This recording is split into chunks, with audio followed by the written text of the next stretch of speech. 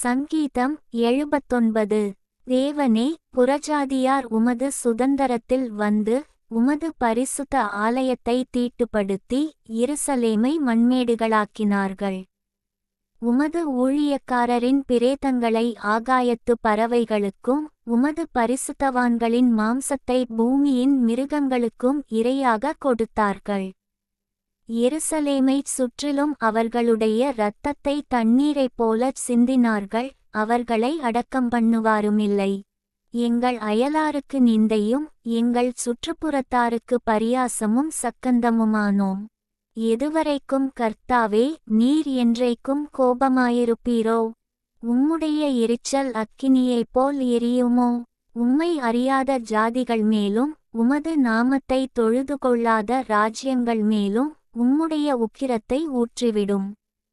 அவர்கள் யாக்கோபை பட்சித்து அவன் குடியிருப்பை பாழாக்கினார்களே. பூர்வகாலத்து அக்கிரமங்களை எங்களுக்கு விரோதமாக நினையாதேயும்.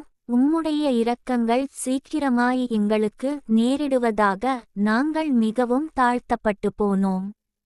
எங்களை இரட்சிக்கும் தேவனே, நீர் உமது நாமத்தின் மகிமையினிமித்தம் எங்களுக்கு உதவி செய்து உமது நாமத்தினிமித்தம் எங்களை விடுவித்து எங்கள் பாவங்களை நிவிர்த்தியாக்கும். அவர்களுடைய தேவன் எங்கே என்று புறஜாதிகள் சொல்வானேன்? உமது ஊழியக்காரருடைய சிந்துண்ட இரத்தத்தின் பழிவாங்குதல் ஜாதிகளுக்குள்ளே எங்கள் கண்களுக்கு முன்பாக விளங்கும்படி செய்யும்.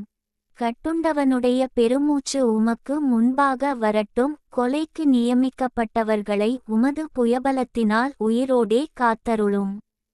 ஆண்டவரே, எங்கள் அயலார் உம்மை நிந்தித்த நிந்தையை ஏழத்தனையாக அவர்கள் மடியிலே திரும்ப பண்ணும். அப்பொழுது உம்முடைய ஜனங்களும் உம்முடைய மேய்ச்சலின் ஆடுகளுமாகிய நாங்கள் உம்மை என்றென்றைக்கும் புகழுவோம். தலைமுறை தலைமுறையாக உமது துதியைச் சொல்லி வருவோம்.